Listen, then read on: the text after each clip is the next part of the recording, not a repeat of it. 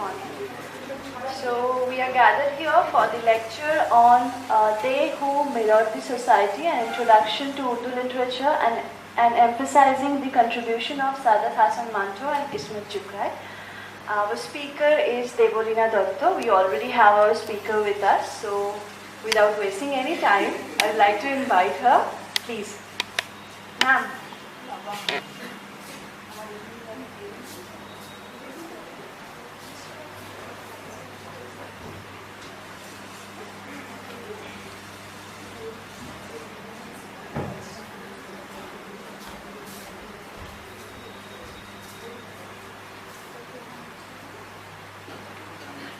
Adab. Actually, I tried to give an introduction in Urdu.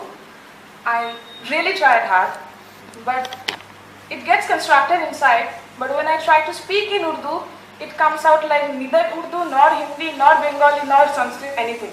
So I keep it to Adab. And I will be introducing you to Urdu. And as I have a lot to say about Manto and Chuktai, so I will be keeping the introduction to Urdu as a language and literature just to the PPT presentations, and I will be giving you a little bit of the explanations. So who's there to control the PPT? Check.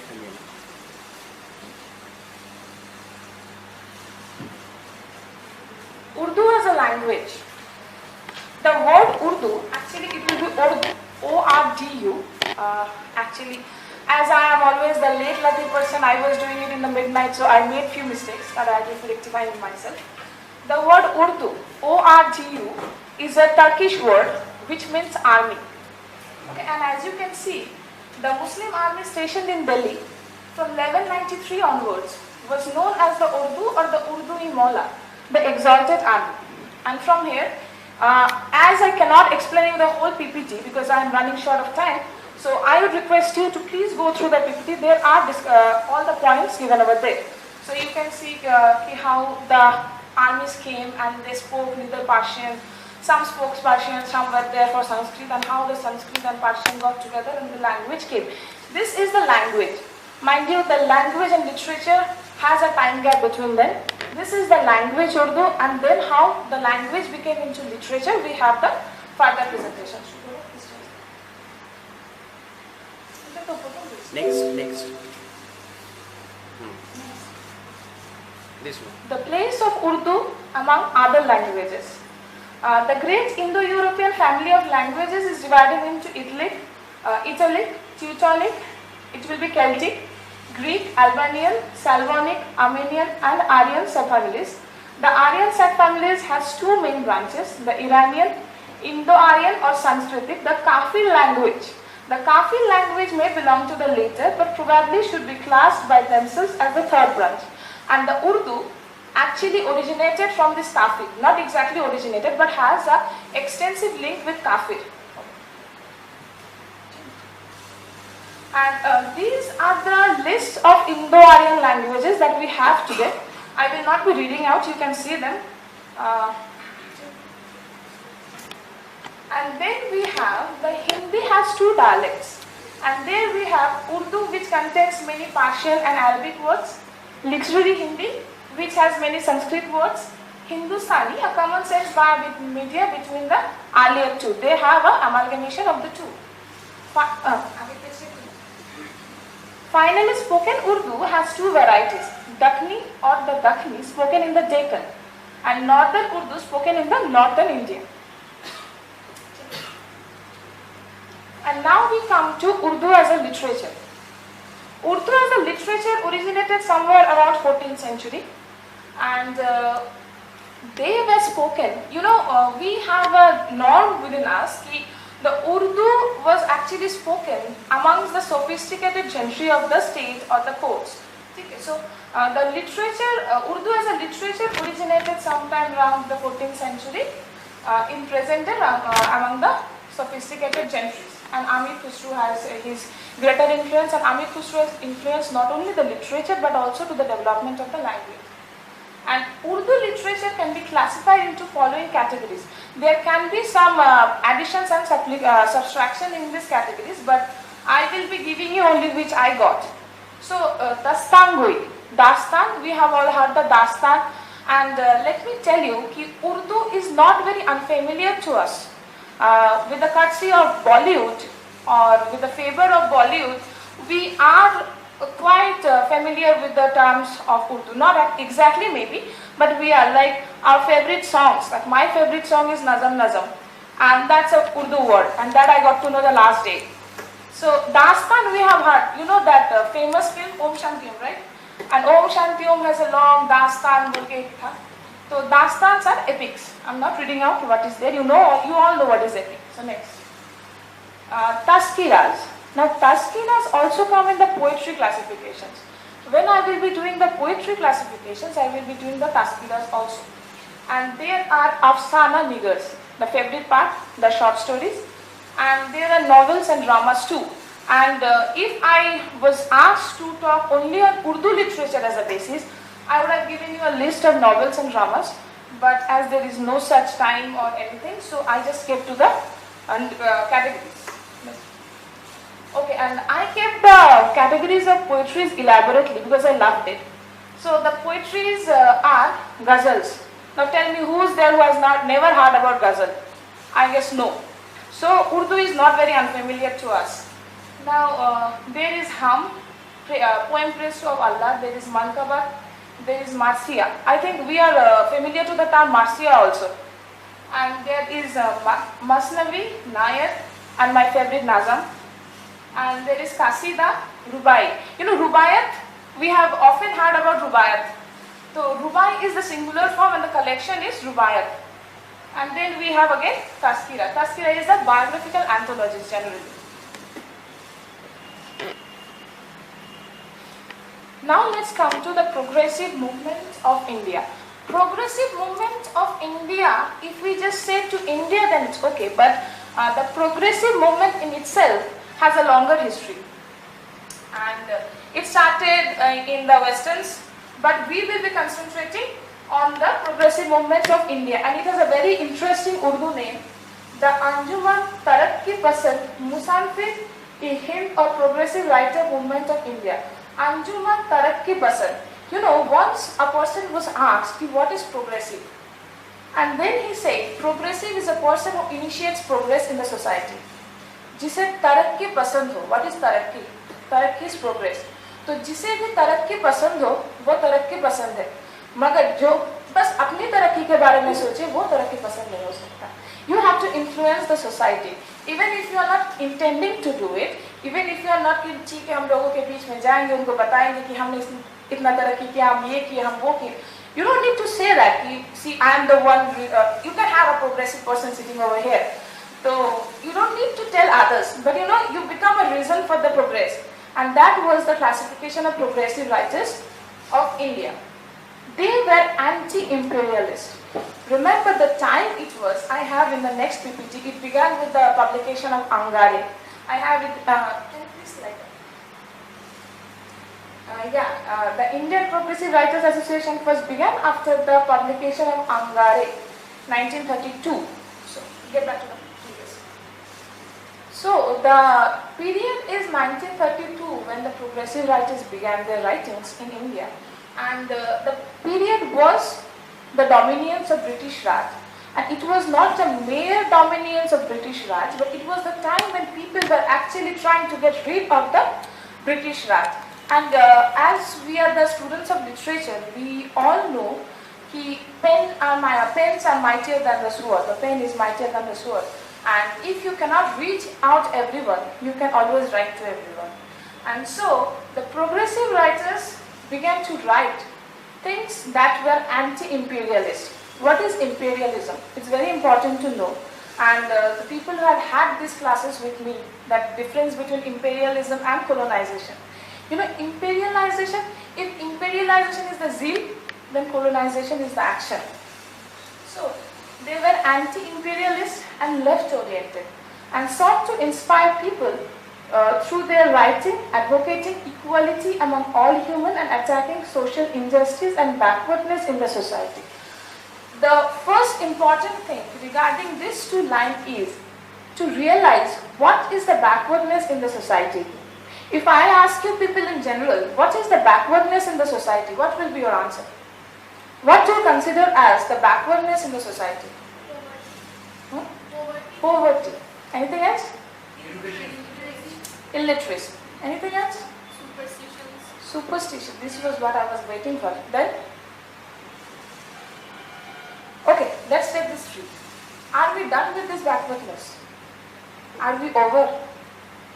We have not done yet. So this is not the thing that is only today or that was only yesterday. This is a thing that has been sustaining itself throughout.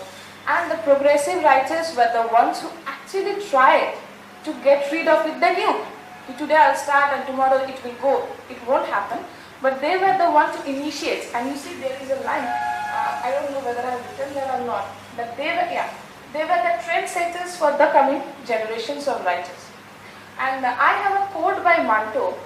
Hindustan had become free, Pakistan had become independent soon after its inception, but man was still slave in both the countries. Slave of prejudice, slave of religious fanaticism, slave of barbarity and inhumanity. Are we not the slaves still? Are we not the slave of religious stigmas? Are we not the slaves of inhumanity? Are the women safe in our society? Now the males are also not safe. So are the men safe in our society still? We are standing in the 21st century, right? A woman is standing on the podium and giving lecture. Still, this is the day that a woman can stand on the podium and give lectures. Still, are we safe? Are we done with the poverty? Are we done with the prejudices? Are we done with the superstitions? Are we done with the inhumanity? No. So Manto was the one who pointed out that India became free, Pakistan became independent. You know, when it was the 15th of August or 14th of August 1947, when we were actually getting independence, when we nowadays celebrate our Independence Day, we hoist a flag, we sing our national anthem, we give two salutes, and then we forget. Then the 16th of August and 27th of January, we find the national flags loitering on the streets, people stepping on them and going, people stamping on them. So this is our kind of independence today, right? But the scenario was not very same. The scenario was not very pleasant there. The Independence Day, the Independence stamp has many bloodstained memories with it. So we will go to it. Next slide. These are the contributors of progressive writing. I will be keeping this slide for 2 seconds or few longer. If you want, you can go through. And there are the major contributors.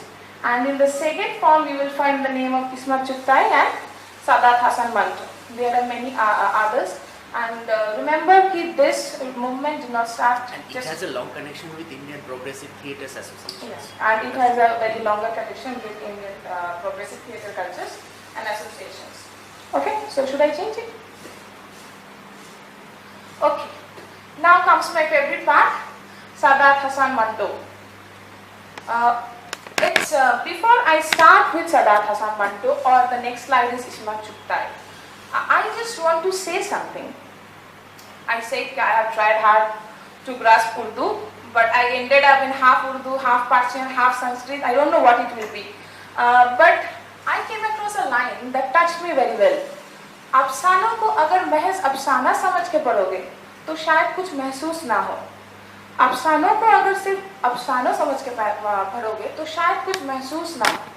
मगर उस ज़माने में जाके पढ़ोगे जब अफसाना लिखे गए थे तो शायद कुछ महसूस हो. And it is very important in the case of Ismat Chughtai and Saadat Hasan Manto. They are the people who were fighting with the social stigmas when even thinking of fighting was a stigma. When thinking and talking about them were stigma. And these were the people who actually talked about them. So, not just you read Afsana going to that time, but you have to place yourself to that very position where these people were actually putting out their voice. They were actually voicing a change. Saadat Hasan Manto was born on 11th May 1912.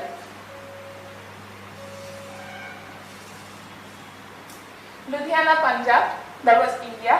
And he died on 18th January, and that was in Lahore. Okay, so we all are Indian born. and hopefully we will die in India.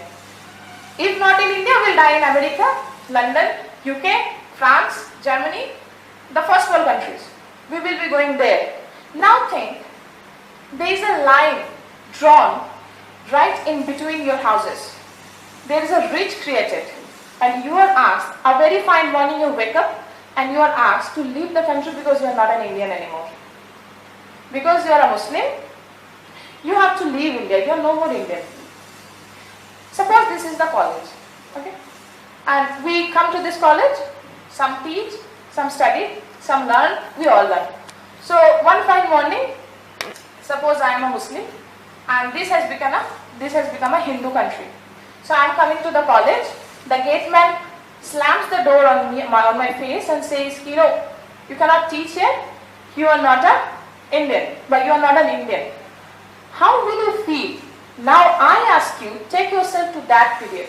Just think, the morning you wake up, the road in front of your house is no more yours.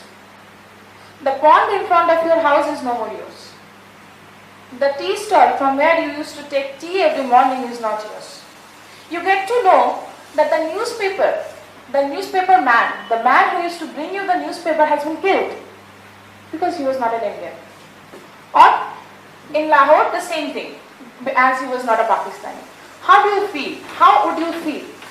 Every time I teach literature, I try to tell the students to close your eyes and take yourself to that period of time, especially whom I have taught, Iliad I have told ki close your eyes while teaching Rhapsody. You know, it's very important. Just imagine ki you are waking up and the country is no more yours. All the hairstyles, all the puja clothes, all everything done, no, you cannot go to the puja mandal because this country is not yours. That was the case with the people who actually witnessed partition. And that was the case with Sardar Hasan Manto. I'll come to him, but let's get to Ismat Chughtai a bit. And this very smart woman is Ismat Chughtai, about whom I will be talking a little less because I am biased to Manto, and I will be talking more about him. There is a difference between Manto and Chughtai from my perspective. You know the line. A man had to leave his country. Manto's favorite and dearest place was Bombay. And most of the characters of Manto lived in Bombay. He took his characters from Bombay. You know, there are articles like Manto Ka Bombay, where you read how Manto actually took characters like he was drinking tea at a tea stall and he saw a pimp sitting beside the stall and became a character. He was eating his breakfast in a cafe. He saw a person who was standing outside the cafe and became his character. He saw a prostitute and she became her character. She became his character. So the man was taken away from his country, and Ismat Chughtai was a bit fortunate maybe that she did not have to leave the place. And Ismat Chughtai was not a very common woman at that time. Ismat Chughtai's father told her, Ismat, you're growing up, and when you go to the in-laws place, you need to cook food. You need to know to cook food. I'm telling you need to know to cook food, okay? When you go to your in-laws, because what's a woman? I have been teaching Mahabharat very recently. What's a woman? Woman are body and commodity. So it was very important. And Ismat was not an exception from that stigma. And what did Ismat reply? Ismat said, if my husband is poor, then we'll eat khichdi. And if he is rich, we'll keep a maid. So that was the level of smartness of a woman who could speak like this in Dadain time. You know, she was born in 1915 and she survived in 1991. So it was that period when Ismat could say, if he is poor, we'll eat khichdi, no problem, we both will make together. And if he is rich, we'll keep a maid. You need to think. We can very easily go up and say to our parents, we cannot cook, we'll keep a maid and everything is done. Nowadays, not knowing to cook, not able to do any work among women has become a part of feminism. But think about that time when women were just the kitchen. And there was Ismat who had this boldness to say. And Ismat had her brothers. And Ismat said Chughtai said on an instance, the greatest fear of my father was his daughter. And the greater fear was that he cannot do anything about his daughter. He knew his daughter is reckless, And the more fierce thing is, he knew he cannot help it. He cannot control. And you know, sometimes it's very good not to control. There we get writers like that. And Manto and Chugtai as progressive writers. And yeah, you will be getting Hindi, Urdu quotes, and you will not be getting Urdu because I myself can't read Urdu, that's very unfortunate. But I have managed some Hindi quotes, and this is a very, very, very favorite quote of mine. ज़माने के जिस दौर से हम गुजर रहे हैं, अगर आप उससे वाकिफ नहीं, तो मेरे अफसाने पढ़िए. और अगर आप इन अफसानों को बर्दाश्त नहीं कर सकते, तो इसका मतलब है कि ज़माना ही नाकाबिले बर्दाश्त है. If you are not aware with the facts of the society, read my stories. And if you cannot bear the stories, if you cannot tolerate the facts in the stories, that means the society is intolerable. It's not my stories, it's the society which is intolerable.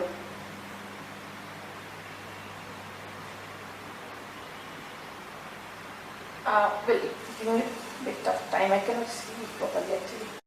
Form, write who you are.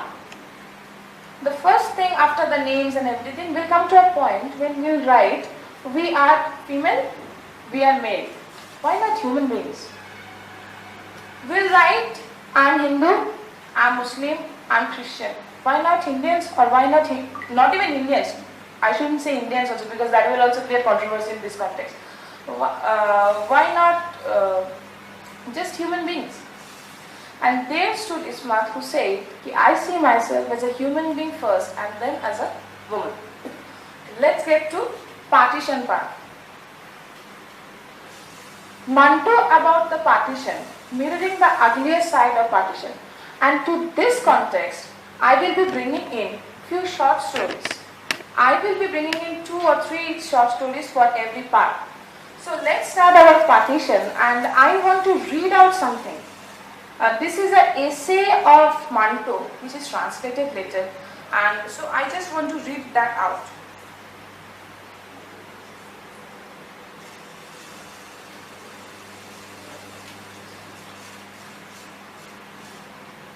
Manto then tells us, through his experience in Pakistan, how silly the whole enterprise is. This essay was published in the compilation Upar Niche Aur Darmiyan. This is a beautiful story by Manto. In 1954, when India was partitioned, I was in Bombay. On the radio, just take yourself to that time, okay? India has just got independence. You were all a part of the independence struggle, and finally India has received the independence. And now the scenario, the first independent morning. On the radio, I heard the speeches made by Quaid Azam Jinnah and Pandit Nehru, and I saw the chaos that came to the city. Before this, I had read news of Hindu-Muslim violence in the papers daily. Some days 5 Hindus were to be cut down, other days 5 Muslims. In any case, it seemed to me that equal blood was drawn and shed by the both sides. Let me tell you something in this context. Manto once said कि ये मत बोलिए कि कितने हिंदू मारे गए, ये मत बोलिए कितने मुसलमान मारे गए, ये गिनिए कितने इंसान मारे गए. And that was his point. Let me tell you how through this story. The newspaper man would throw the Times of India through the kitchen window every morning.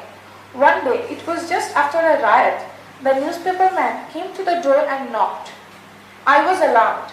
I walked out and saw a strange man holding out the paper. I asked him, "What's that man who delivers the paper daily?" "He is dead, sir." The stranger replied, "He was stabbed in Kamatipura yesterday. Before he died, he gave me a list of people to deliver the paper to and to collect the money from them." I can't express what I felt on hearing things like that, so I won't try to. Those were strange days. There were chaos, panic everywhere, and from the womb of this anarchy were born 2 nations, India and Pakistan. Independent India and independent Pakistan. Many wealthy Muslims in Bombay took a flight out to Karachi, hoping to see the celebrations of the founding of an Islamic Republic. The rest cowered in fear, hoping only that nothing terrible would happen to them. Now here comes the social stigmas. The people who could afford flee to Pakistan. The people who couldn't, they have the bloodstream trails for them. It's quite huge and I don't think I should carry on with it. But I'll always tell you, go through the essay. You can find anywhere, you just type essay on partition. And there are instances where Manto says, the park in front of my house was very, was very jovial kind of a place earlier. And today, it's very numb and dull. And after a few days, few boys come and play. I was not finding my daughter's ball. So I was searching it, I thought it was lost. And then one day I found that the boys in the park were playing with the ball. And when I went to ask it from them, they said, it's ours. They were cows. I went there to stop. They said, this is Pakistan and we won't hear to you. I asked for a cricket with extra money because in Bombay I used to get everything done with extra money. And then they said, it's Pakistan and we can't do it. So can you understand the transformation a man has to go? Just the park in front of him was not anymore his. It was not anymore his in the sense, not anymore of his nation. It was of Pakistan. A man whose mother, whose father, whose firstborn was lying under the grave of Indian soil was asked to leave the country. He got a letter someday. He got a letter and in that letter it was written, you are unwanted here. You are no more wanted here and you have to leave to Lahore. And that is how Manto left for Pakistan. And you can imagine what will be that person's take on partition. So I will be narrating you a few lines from Toba Tek Singh, which I find is the most crucial blow to the partition. We will come back to this picture. Just slide to the next slide. Toba Tek Singh. After a few days, after a few years of partition, the people, the administrators of both the countries suddenly realized that we should exchange the mad peoples. We should exchange the lunatics. You know, the lunatics also must be having a nation and national identity. So the Sikhs and the Hindu lunatics, you know the lunatics, pagol. So the Hindu lunatics and the Sikhs lunatics in Lahore's or in Pakistan's asylum will be sent back to India. And the Muslim lunatics in India will be sent back to Pakistan. And now we get, in Toba Tek Singh, we get the scenario of an asylum, and there we find the character Toba Tek Singh. Actually his name is not Toba Tek Singh, but as he always asks for, where is Toba Tek Singh, where is Toba Tek, and that's why his name becomes Toba Tek Singh. And there we see Bishan Singh always muttering the same word, Uppar di Gurgur di annex di Bediya di Moong di dal of Pakistan and Hindustan of the Dur Fateh Moong. And the interpretation is the inattention of the annex of the rumbling upstairs of the dal of Moong of Pakistan and India of the go to bloody hell. All he was concerned was where was his place. He came to the asylum, he never stood, he never slept, he always stood awake. He always stood on his feet and he never slept or never ever sat down. He never gave rest to his feet. And then he was forcefully taken to India because he was sick and he was supposed to be in India. And there also when he was taken between the bars, between the edges of Pakistan, between the borders of Pakistan and India, he again asked, where is my place? And no one could answer. Some said it's in Pakistan, some said it's in India. And there he stood. And he was not ready to move a bit. And then suddenly people thought, he is not a very bad person, he has not done any harm to anyone, so let's just keep him there. And he was left there and people were busy on shuffling the people from Pakistan to India and India to Pakistan. And then there was a shout, there was a shriek, and they find that Toba Tek Singh was lying. And इधर उधर से कोई अफसर दौड़े आए और देखे, I'm not reading the Hindi lines, I'm just telling you. You can go through the Hindi and there is a translation of it too. And it's like people came from all the sides and they saw the man who always stood and never slept in this many years were lying down in that place. Shukla, please slide to the next slide once. He lied in that place that was between Pakistan and India. That was neither Pakistan that was neither India, and they liked Toba Tek Singh because he belonged to his land. He did not belong to Pakistan or India. He was craving for the land that was his, and no one could answer where it was. You know, we often hear in our family from our parents or grandparents, Naritan. We often hear this Naritan. What is this Naritan? You know, your birthplace, earlier the people used to get born in the house itself, and they used to bury their Nari in the soil of the house. And there's Mama Nari open pota ache, so I cannot move from there. I have to get back to that place and everything. That is the bonding. You belong to that soil. And imagine a morning suddenly you are asked you have to leave this because this is not your place anymore. How can you come to a conclusion whether this is my place or not? You are no one to judge. And there was Toba Tek Singh, and I personally love this picture because this is those people who were not belonging to the partition. Toba Tek Singh represents those people who were not satisfied with the partition, who did not belong to just nations. They had their roots. They belong to their roots itself. Next. Nation is something that is imposed. Imposed, exactly. And there is another Kholdo. Has anyone of you heard about the story Kholdo? Very good. Actually, people only read Thanda Ghost and Toba Tek Singh. Kholdo you have read? Anyone who has read Kholdo? Very good.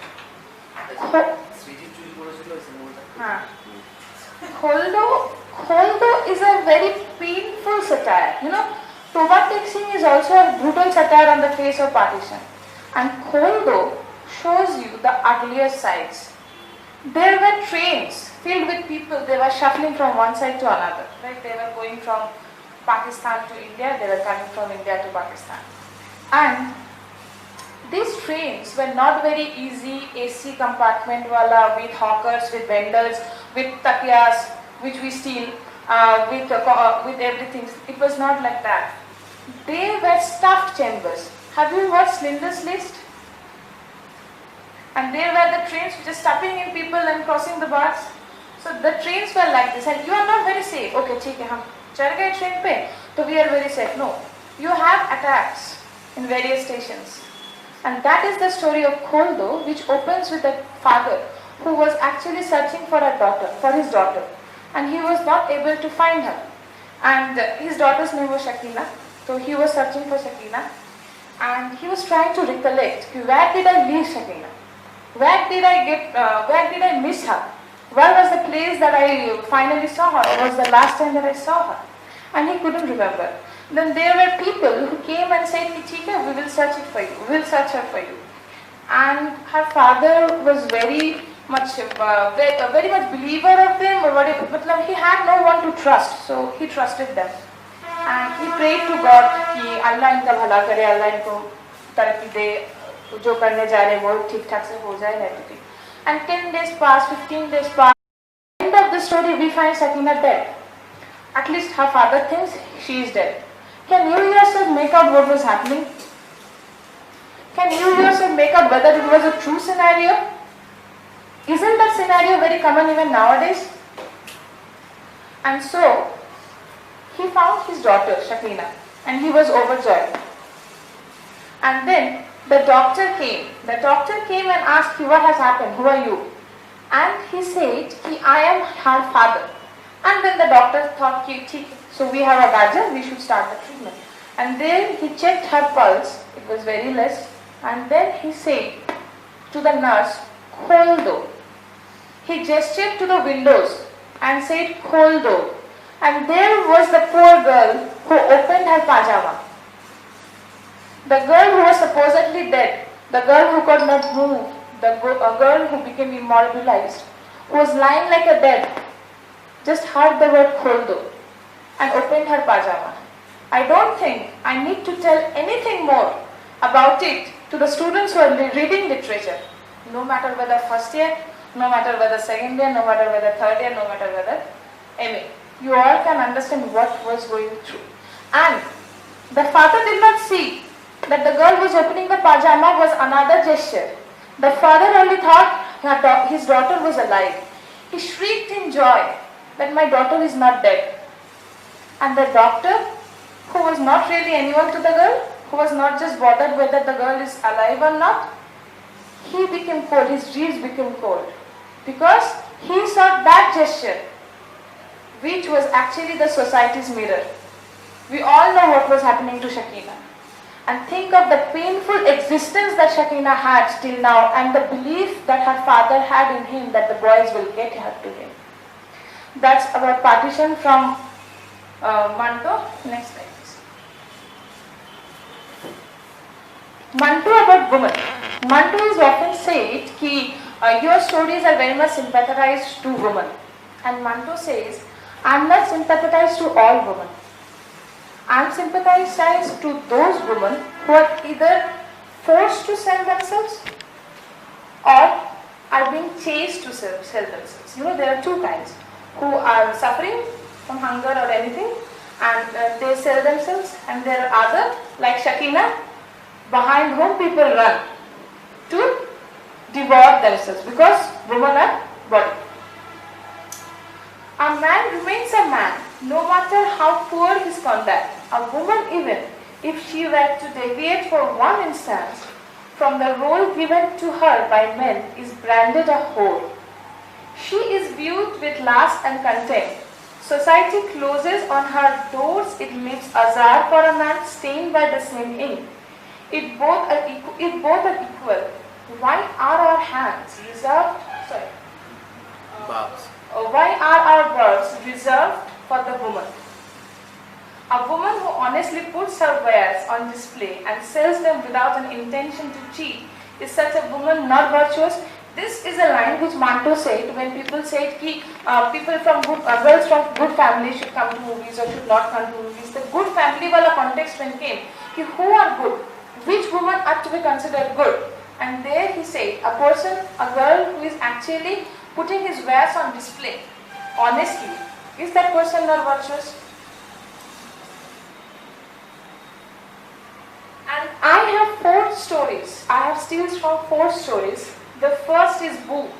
Boo is a very famous story. I guess you all know about Boo. How many of you know about Boo? Read Boo. Read Boo. Always we have few stories connected to the author. Few stereotype stories. You know, we think these are the stories which are very important, but these are the stories for which he's famous for. I myself couldn't read everything of Manto. But Boo is really very beautiful. And then I have Barish, Sadak Kinare and Kholdo. Kholdo represents the trauma of a woman to a greater extent. So an incorrigible bonding, an untearable bonding between the man who had already made love with various kinds of women and this girl who was not very clean. And you have a very minute details of making love. Why do you have that minute details? Because the smell. You know, the people who have watched Perfume, it's a very silly example over here. But why I mention Perfume is the man actually ran behind smell. You know, we all have memories with smell. There can be no one who will say, no ma'am, I don't have a memory with smell. There are smells which remind us of something. There are smells which reminds us of special person. Mayer gayer gandho, babar gayer gandho. We have this. We smell clothes because that smell brings back the person, if not physically, but mentally and spiritually. Boo is a very important story. Not just important, I don't tell important, but it's a lovely story. Read it. And the woman representation that, and after making love with this dirty girl, the boy actually gets married to a beautiful girl whose whole body was smelling of fragments of mehendi, ittar and everything. But still, there's a line, still those smiles could not create the shivering in the man which the boo of that dirty girl could make. You know, that shivering was directly related to the smell of the girl. And all the smell is actually very touchy. You don't even need to see someone, you don't even need to touch someone if you are very sensitive to smell. You will have loads of memories crowding over you if you are getting that smell. And then we have Barish. Barish is about a boy falling in love with a girl on just seeing her. She was bathing in the rain with her friend, and he falls in love. And one day that girl asks for a lift, and he gives her a lift, and he kisses her. And then he thinks, I kissed her and that was not very good. She must have been offended. And then the girl gets down at a brothel house, and with a sharp smile welcomes him. I stay here only at the evenings. If you want, you can come. The female characters of Manto are not just stereotype characters. Many can say that most of the characters are sex workers, or most of the characters are the deprived classes. But they have their individuality. That sharp smile that the girl gave to the boy welcoming him was something else. A girl who works in a brothel house was bathing and drenching in the rain equally innocently. You couldn't say, if you say that being a sex worker is a crime, being a sex worker is a taboo, you cannot say that she was a taboo, she was a criminal when she was bathing in the rain. The description of her calves was so beautiful. Any boy could fall in love by just reading the description. And then there is a very strong story, Sadak Kinare. Anyone? Sadak Kinare? No one. Sadak Kinare is a story about a woman who was in her labors. And the man who actually made love with her and got her pregnant was missing. The man left because he told, I have made you complete, you have made me complete, and this is the end of our story. And the whole story tells you how the girl was lying on the floor or the corner of the street and struggling with the pain and remembering how she made love and how she nagged the person to stay back. अफसाने को महज अफसाना समझ के पढ़ोगे तो शायद कुछ महसूस ना हो. Take yourself to that girl. Imagine you are a girl, you are lying in your labors at the corner of the street, and the man who has given you the girl, who has given you the labor or who has given you the pregnancy is missing. He is not just missing, he has left you. You are left with no one. In the society, you are left with no one. You are in your labors, you are shivering with pain, you are shrieking with pain, and you are cursing yourself. Why did I let the person do this to me? Why? Why just can't I kill this inside, the thing which is inside me? And then the girl gives birth. And when she gives birth, the description is, I still get goosebumps. You should read the story. And she describes how her nipples were becoming the cuff for the child. She is molested, she runs away, and finally leaving Mummy ki Nani without a name. The names attached to her were for social prestige or social status. And finally she is left because Nani has loved with someone. So what's her name? Nani ki Nani bhi to nahi bol sakte. Nani ki Nani बोलेंगे तो वही दर्द फिर से जग जाएगा. You are actually fingering the wounds. Nani has also left you.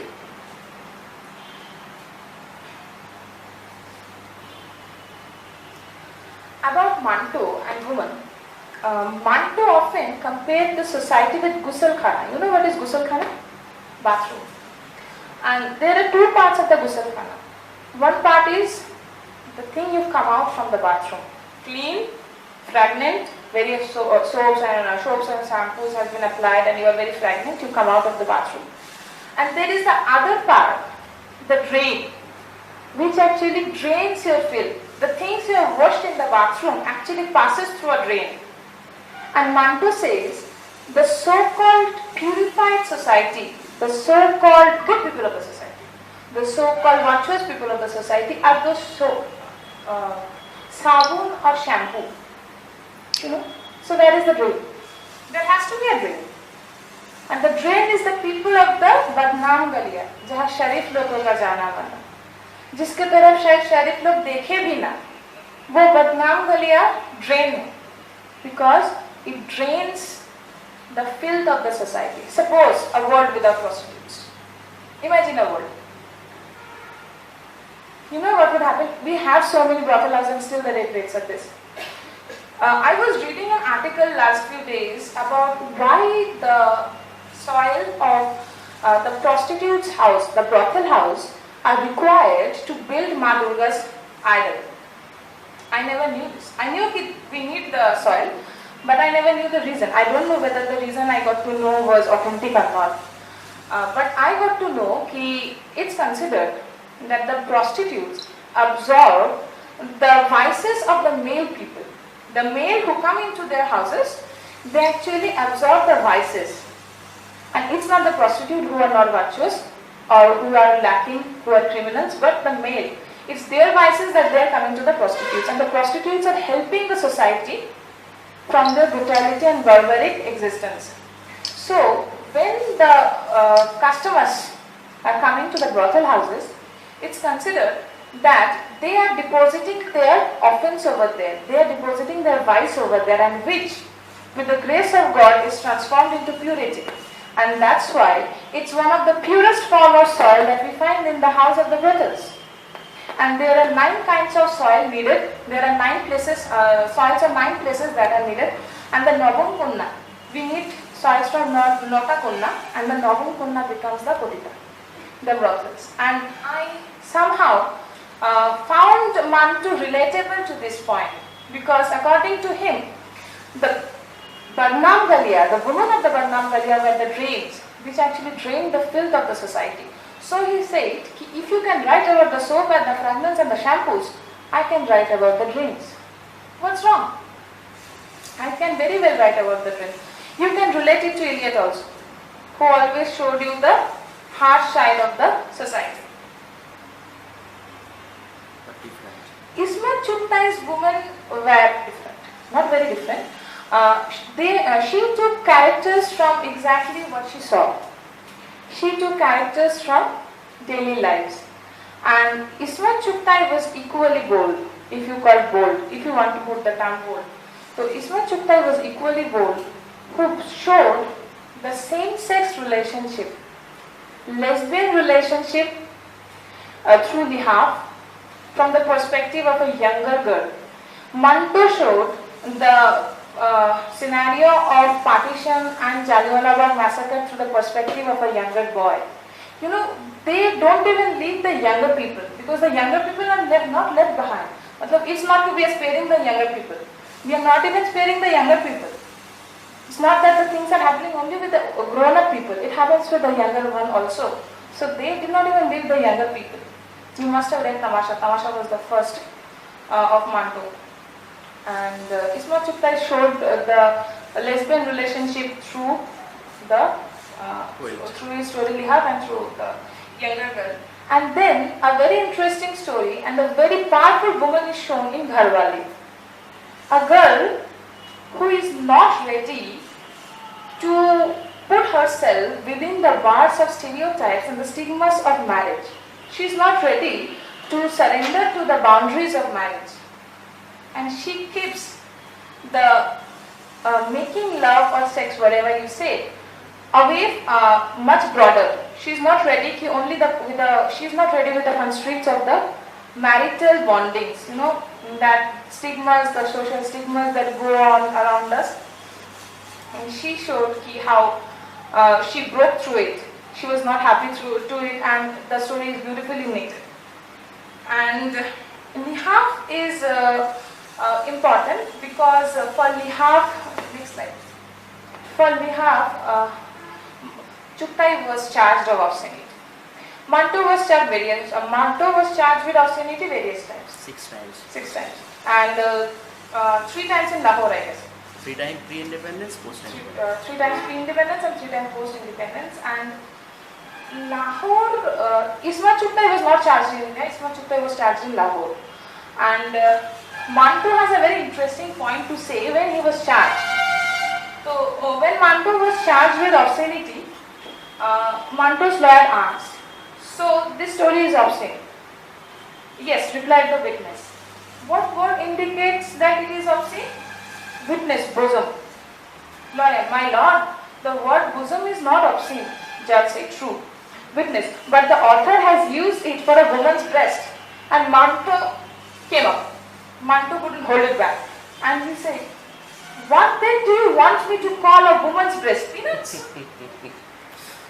Would that be okay?"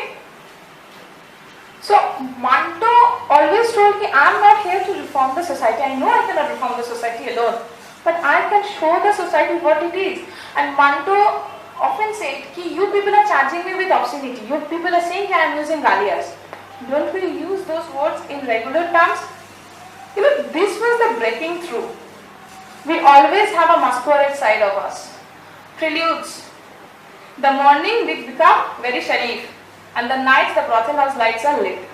So this was the society which Manto was not very happy with. And Chugtai was charged for obscenity for the story Liha.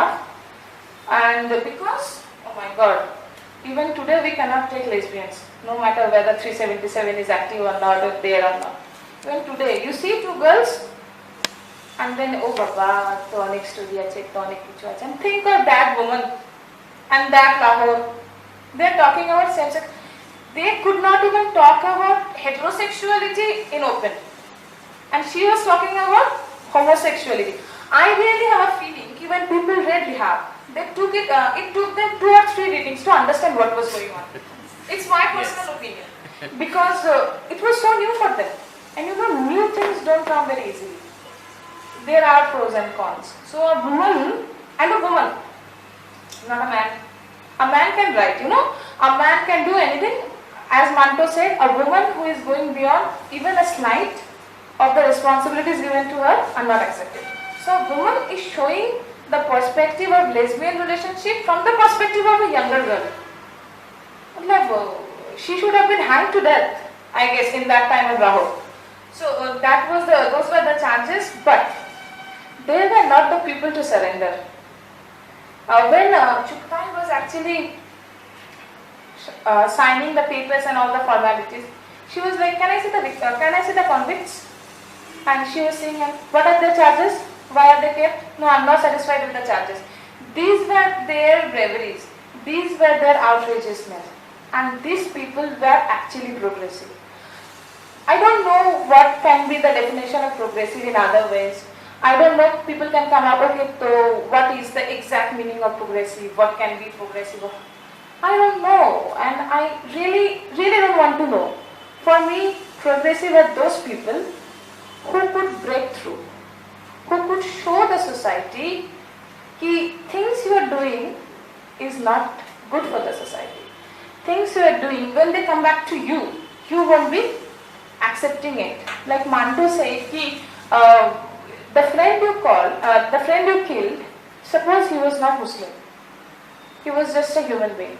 And then, he could be anyone. Okay, and next slide. Okay, so I guess I'm coming to the end. And this is Manto's epitaph, which reads, this was Manto's choice, okay?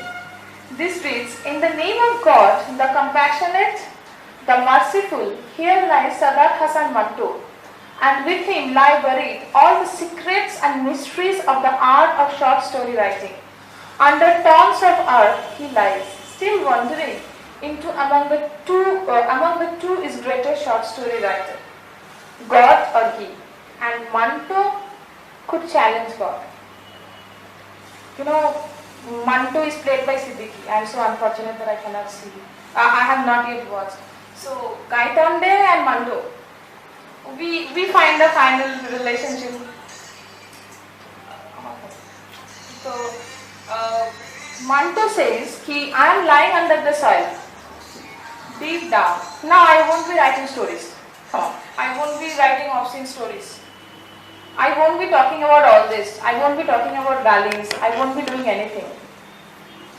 But still I have a question. Who is a better short story writer? Me or the God? A man who died at the age of 42 was a resourced person. He has seen enough. And there was he who could challenge who was a better writer.